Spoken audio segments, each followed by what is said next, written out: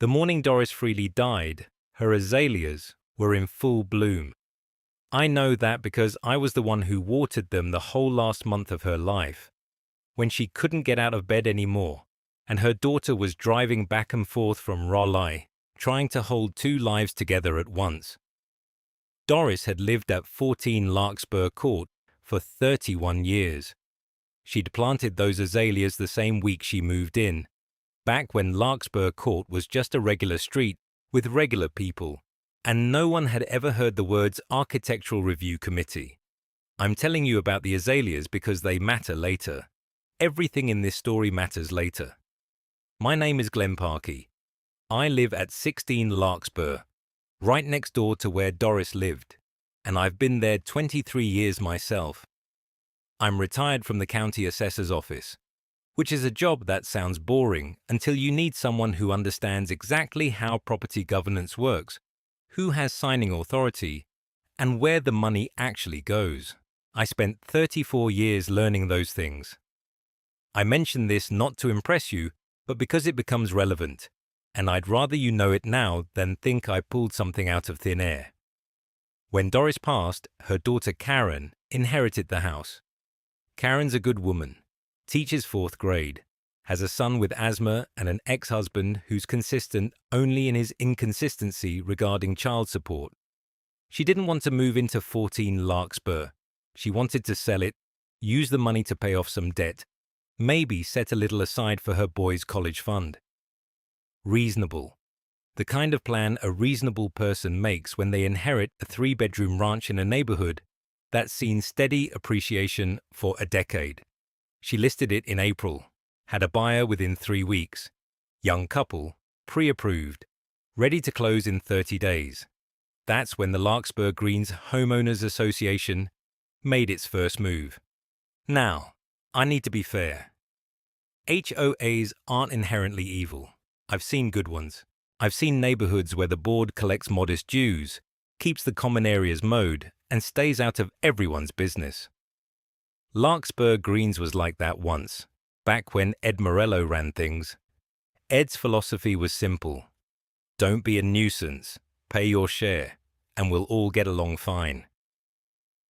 Ed moved to Florida in 2019. What replaced him was something else entirely. What replaced him was Dale Truscott. Dale moved to Larkspur Greens in 2018, ran for the board in 2019, and became president by 2020 because nobody else wanted the job. That's how it always starts. Nobody wants the job, and then the person who wants it most gets it, and then you find out why they wanted it. Dale's why was control, not money, not at first, just the specific pleasure of telling other people what they could and couldn't do with property they owned and paid taxes on. Under Dale, the fines started, small ones at first. Trash cans visible from the street on a non-collection day, $15. Unapproved paint colors, $50. A basketball hoop that was 2 inches too close to the sidewalk, $75. People paid because it was easier than fighting. That's how it always works. The amount is small enough to be annoying, but not small enough to ignore, and not large enough to justify a lawyer. Dale understood that math perfectly. By the time Doris died, the HOA had accumulated a reserve fund that was, by my professional estimation, significantly larger than a neighborhood of 62 homes had any business holding. But I'm getting ahead of myself.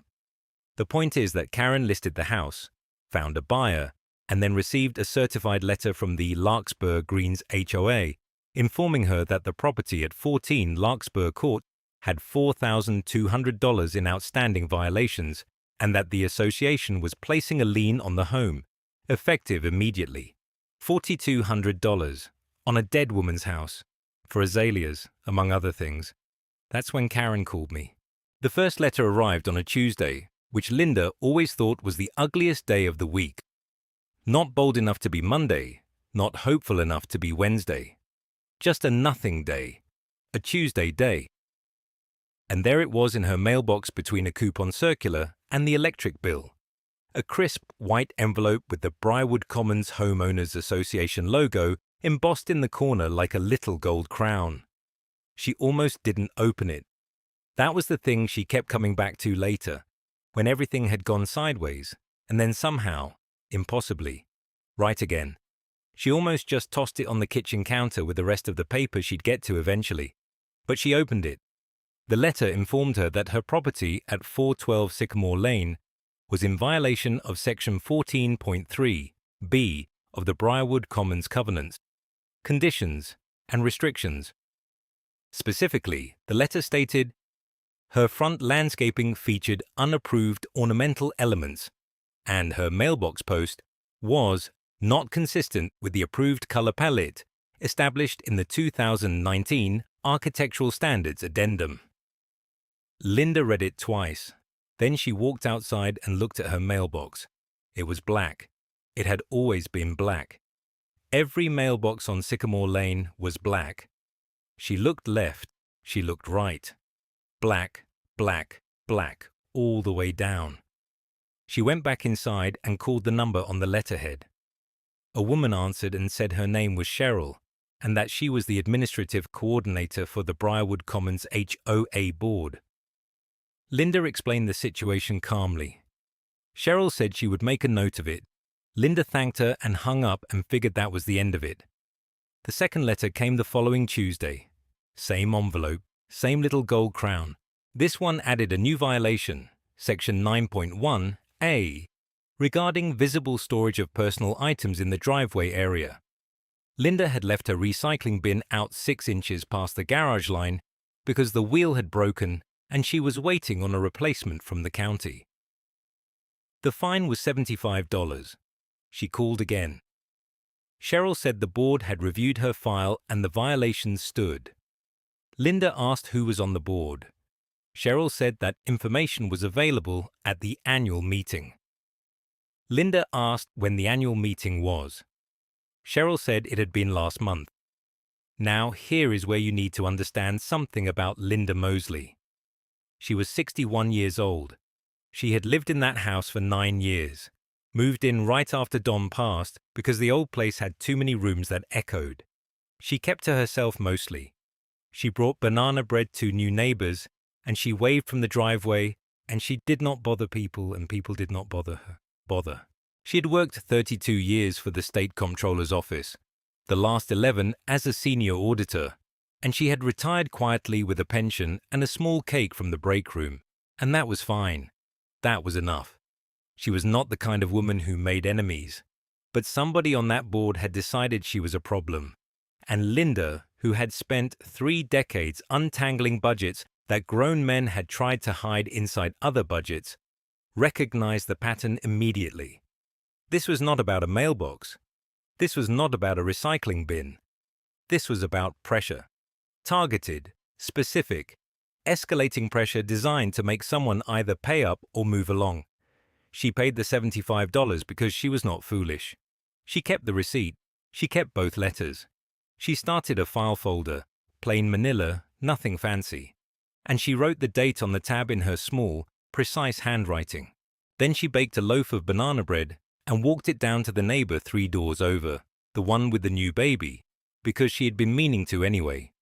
And while she was there, she asked, very casually, if they had ever gotten any letters from the HOA.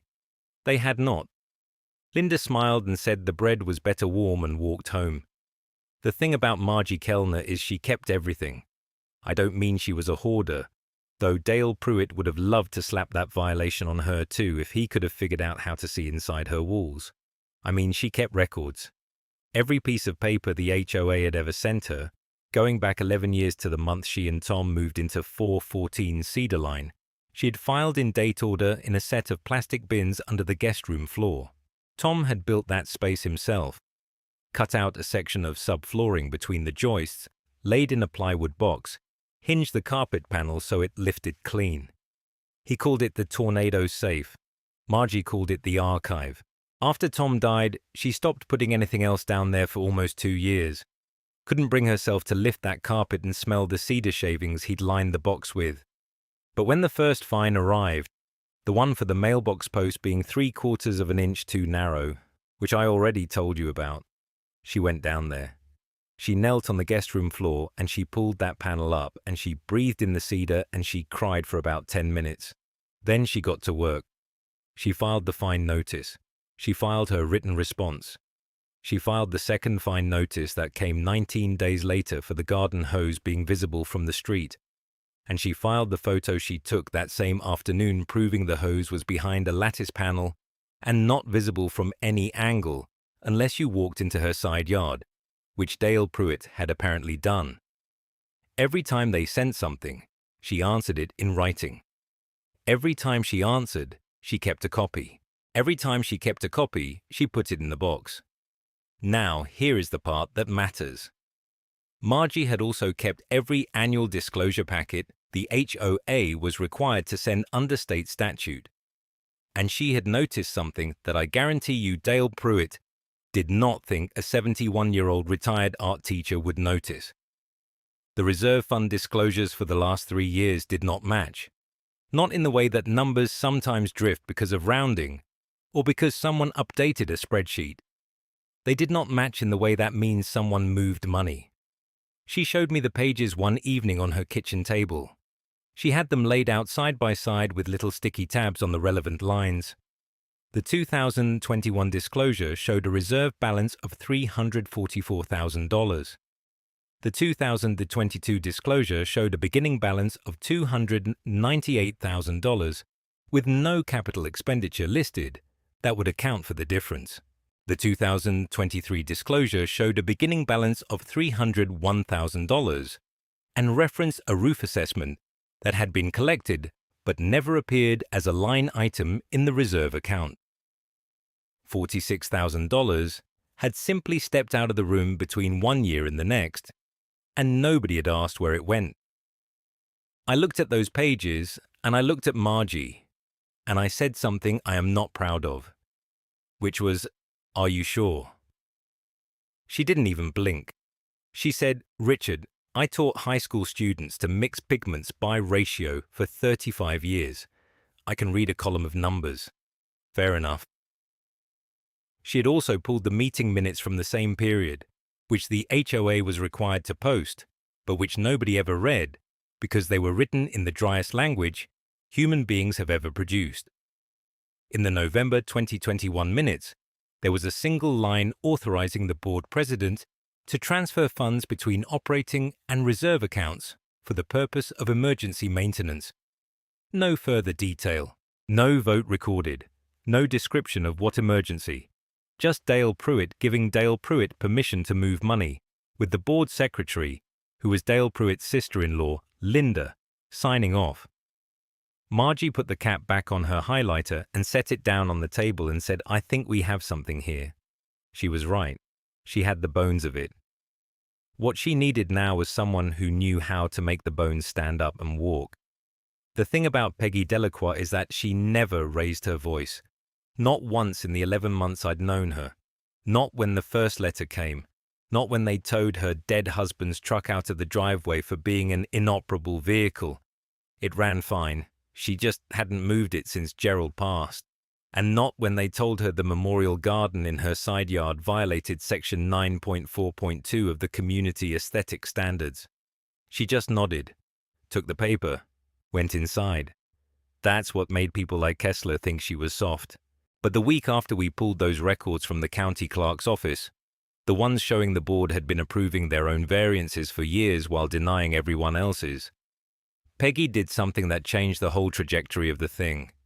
She made phone calls. Not angry calls, not desperate ones. She sat at her kitchen table with a legal pad and a cup of that terrible instant coffee she liked, and she called every person who'd received a violation notice in the last 3 years. She got the list from me. I'd pulled it from the public minutes, which the board was required to post, but had buried in a section of the HOA website that took about 14 clicks to reach. 47 households. Peggy called every single one. Most didn't answer. A dozen or so listened politely and said they didn't want trouble. Fair enough. But 9 of them, 9, said yes, they'd come to the next meeting. And 3 of those 9 had stories worse than Peggy's. There was Tom Huang on Birchfield, who'd been fined $600 for a basketball hoop that had been up since before the HOA even existed. He had the original purchase receipt. He had photos with timestamps. The board told him the covenant applied retroactively. It did not. There was Denise Okafor, who'd submitted a fence permit application 3 separate times and been denied each time for a different reason. The third denial cited a setback requirement that, as far as anyone could tell, the board had invented. It appeared in no version of the CC and RS on file with the county. And there was Ray Potts, who I'll get to later, because Ray's situation deserves its own telling. The point is that Peggy wasn't building a mob. She was building a record.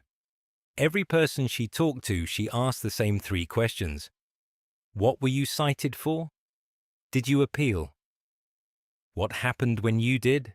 She wrote it all down in that careful schoolteacher handwriting of hers, each entry dated, each name printed clearly.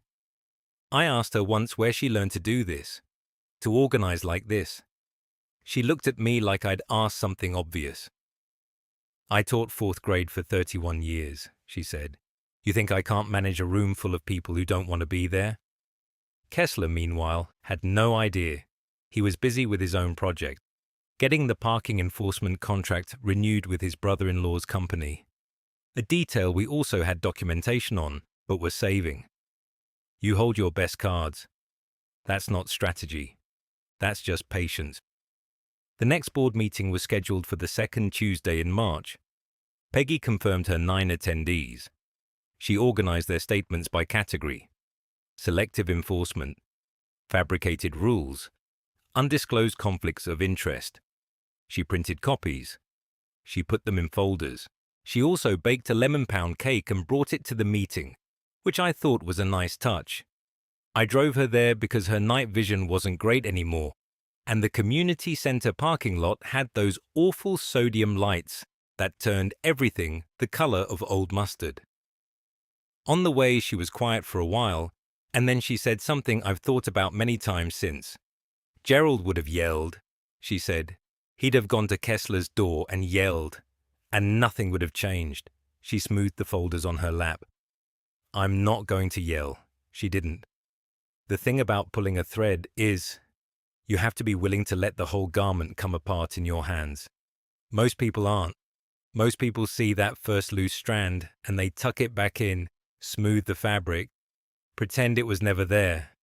Margie Kowalski was not most people.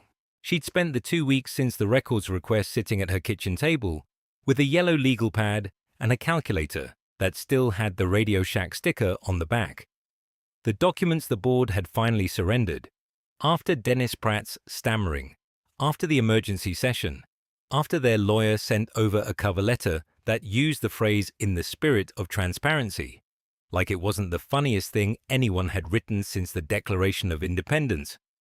Those documents told a story. Not the story the board wanted told. A different one. The kind that starts with small numbers and ends with someone's name on a check that shouldn't exist. The special assessment from 2019. That was the thread. $42,000 collected across 71 households for emergency drainage repair along the eastern property line. Margie remembered paying it. Everyone remembered paying it. $600 per unit, due within 60 days, no exceptions. And heaven help you if you were late, because Dennis sent those late notices out like he was delivering personal valentines. The drainage work had been done. She'd watched the trucks herself from her bedroom window. But the invoice from Greenleaf Contracting was for $26,000, not $42,000. And the remaining $16,000 didn't appear in the reserve fund, didn't appear in the operating account, didn't appear in the maintenance line items for that fiscal year or the next one. It appeared nowhere. $16,000 had entered the Briarwood Commons Homeowners Association and simply ceased to exist, the way money only ceases to exist when someone needs it to. Margie called Phil Reeves on a Tuesday evening. She could hear his television in the background, some game show where people screamed about suitcases. Phil, I need you to look at something. Margie, I'm watching page 14 of the disbursement ledger, then page 31 of the bank reconciliation, then tell me where the $16,000 went. There was a pause. She heard the television go quiet. Phil Reeves had been a forensic accountant for the State Comptroller's office for 23 years before he retired to Briarwood Commons to grow tomatoes and complain about his knees. He was not the kind of man who got excited easily. But when he called Margie back 40 minutes later, his voice had that particular flatness that careful people use when they are trying very hard not to say something they cannot take back. It's not just the drainage assessment, he said. No? The pool resurfacing in 2021. The vendor was paid $19,000. The assessment collected was $28,000. Same pattern, same gap. Margie wrote the numbers down. Her handwriting was very steady. And the parking lot restriping last spring, Phil continued. Actual cost was $4,000 even. We were assessed $11,000. So we're not talking about $16,000. We're talking about north of $40,000, possibly more. I'd need the full vendor payment history to be sure, and what they gave you is incomplete. Pages are missing, not accidentally.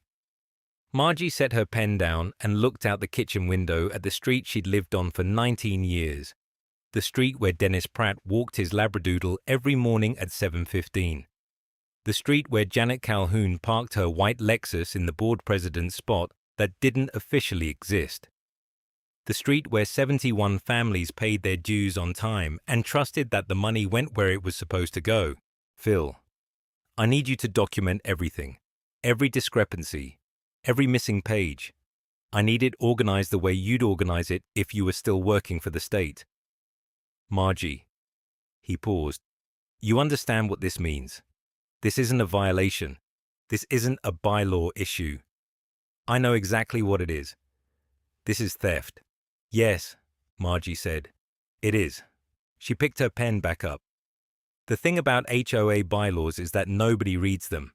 Not the homeowners, not the board members, and certainly not Gerald Pruitt, who had been president of the Willowbrook Estates Homeowners Association for 11 years running, and who had, in that time, levied somewhere north of $400,000 in fines against people whose mailboxes were the wrong shade of black.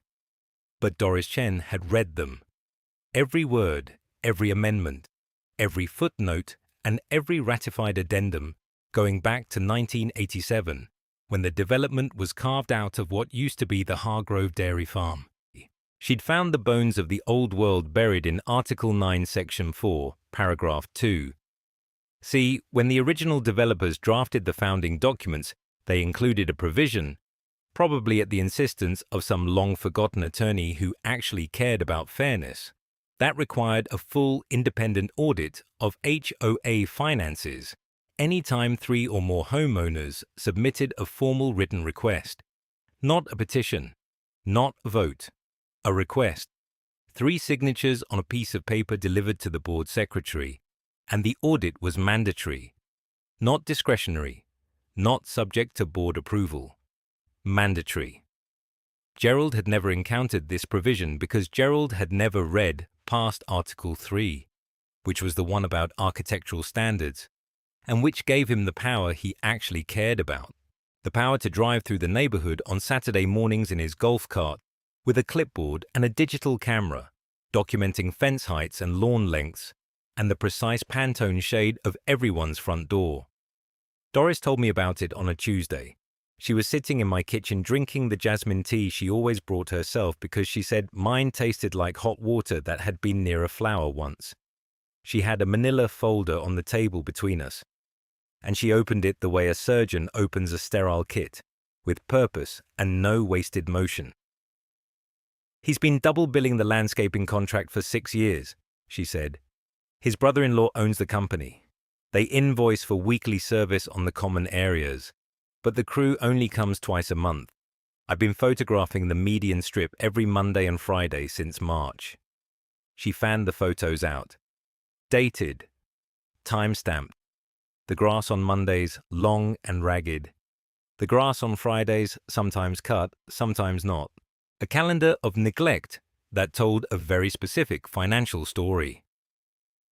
That's not all. She pulled out bank statements. How she'd gotten them, I did not ask, and she did not offer. Showing payments to Pruitt Landscape Solutions that exceeded the contracted amount by roughly 15% each quarter. Consistent, systematic. The kind of overbilling that looks like a rounding error once, but looks like fraud 47 times in a row. I asked her what she needed from me. Your signature, she said. I have mine and I have Margaret Wellstone's. I need a third. Margaret Wellstone was 81 years old and had been fined twice for having a bird bath that exceeded the approved height for decorative yard installations. She had paid both fines and then started attending every board meeting, sitting in the front row, saying nothing, just watching Gerald with the calm, unblinking attention of a woman who had raised 5 children and could detect a lie from across a gymnasium.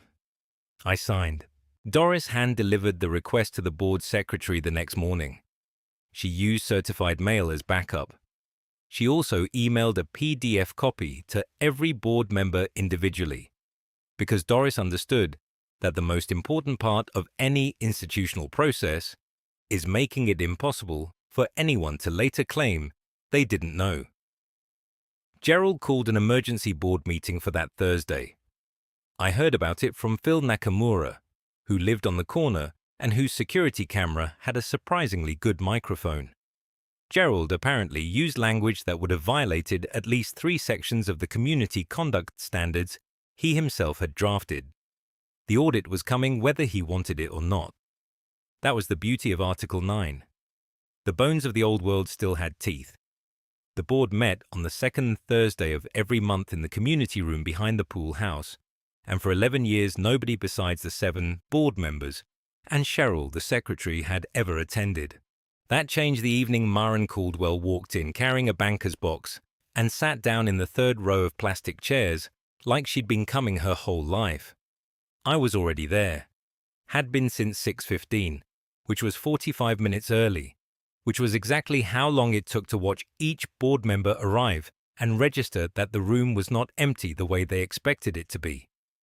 Gary Fenton came in first, saw me, saw Maren, saw the 14 other homeowners who had quietly filed in behind us, and his face did something I can only describe as a man biting into a lemon he thought was a peach. He recovered. They always recover. That's the thing about people who've held power in small rooms for a long time. They know how to smile through the recalculation. Well, Gary said, settling into his chair at the folding table up front. Nice to see community engagement.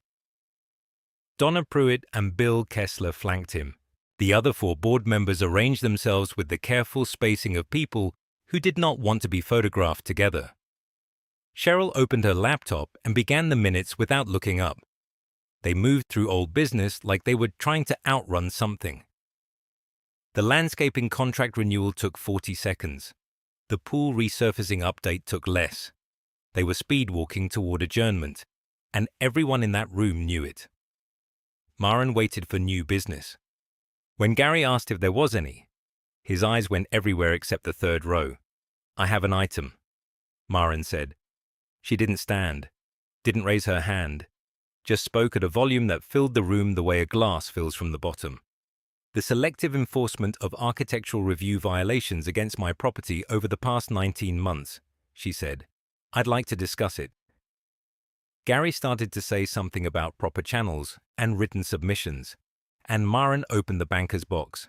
What came out of that box was 11 years of board minutes she'd obtained through a records request that Cheryl had tried to delay 3 times. What came out was a spreadsheet cross-referencing every violation issued in the subdivision since 2012, sorted by address, by board member proximity, and by outcome. What came out was 17 photographs of properties within 400 feet of Gary Fenton's house that had the same fence stain Maren had been fined for, not one of which had ever received a notice. She laid it all on the table. Not Gary's table, but the one she'd brought herself. A little TV tray she unfolded right there in the 3rd row. and she walked through it the way her father would have walked through a property survey. Line by line, parcel by parcel, no heat in her voice, just the patient, devastating clarity of someone who had done the work. The room was so quiet I could hear the pool filter running through the wall. Bill Kessler tried to interrupt twice. The first time, Helen Wojcik from Sycamore Court said, "Let her finish," in a voice that could have frozen a pond in July. The second time, Bill just stopped himself, because by then he was looking at the spreadsheet and doing his own math and not liking the numbers.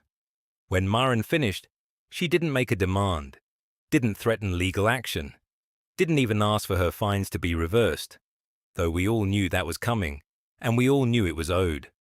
What she said was, "I'd like this entered into the minutes." Cheryl looked at Gary. Gary looked at the table. The table did not help him. "So entered," Cheryl said, and began typing. Maren closed the banker's box. The latch clicked like a period at the end of a sentence, and 14 homeowners sat in those plastic chairs and breathed. And for the first time in a long time, the community room behind the pool house felt like it belonged to the community. The morning after the vote, I sat on my front porch with coffee that had gone cold 20 minutes ago, and I didn't care. The sun was doing that thing it does in late September, where it comes in low and gold and makes even the crabgrass look intentional. I watched Mrs. Huang walk her dog past the Kellerman place, and she gave me a wave that was different from her usual wave. It had weight to it. Acknowledgement. 3 weeks since the emergency board meeting. 2 weeks since Gerald Fontaine cleaned out his desk in the community office, which was really just the converted garage at the end of Prospect Lane, but he'd treated it like the Oval Office for 11 years. 1 week since the new interim board posted their first newsletter, which was 1 page, front and back, and used a normal font size, and didn't contain a single threat disguised as a reminder. I keep thinking about what Dee said to me the night before the meeting, when we were organizing the binders. She was sitting on my kitchen floor with her reading glasses pushed up into her hair and highlighter ink on her thumb, and she said, "Tom, what if they don't care? What if we show them everything and they just don't care?" And I told her the truth, which was that I didn't know. But that not showing them wasn't an option I could live with anymore. They cared. Not all of them. Not right away. There were people in that room who crossed their arms and looked at the ceiling when we started talking about the reserve fund discrepancies. There were people who had been Gerald's bridge partners for years who didn't want to hear that the special assessment for the pool house renovation had been 40% higher than any comparable bid in the county. But the numbers were the numbers, and Dee had made them simple enough that you didn't need an accounting degree. You just needed to be willing to look. 53-19. That was the vote to remove him. I thought it would feel like fireworks. It felt like setting down a bag of concrete I'd been carrying up a hill for 2 years. The lien on my property was formally rescinded last Tuesday. Just a piece of paper. Just a few sentences saying that the violation had been reviewed and found to be without basis. I stood in my kitchen and read it 4 times, and then I put it in the same drawer where I keep the title to my truck and the photo of June from our wedding day and the kids' birth certificates. The things that prove the life I've actually lived. I'm not going to tell you Gerald Fontaine is some kind of monster. He's a retired actuary who liked having power over his neighbors and didn't think anyone would check his math. That's the whole story. That's most stories like this. Someone stops believing the rules apply to them, and it takes a while for everyone else to notice, and it takes even longer for someone to do something about it. What I want to remember about all of this is not the meeting, not the vote, not even the look on Gerald's face when Dee projected the side-by-side contractor bids onto the wall of the community room and you could hear the silence change texture. What I want to remember is the Tuesday night before any of that, when Ray Chen brought his laptop over and showed me how to file a public records request. When Patty left a folder of old meeting minutes on my porch with a sticky note that said, page 14. When Dee answered her phone at 10:30 on a work night and just said, "Tell me what you need, the coffee's cold, the sun is up." Somebody on Birchwood is mowing their lawn too early and I can hear it from here and I don't mind. I don't mind any of it. The neighborhood is just a neighborhood again. That's all I wanted.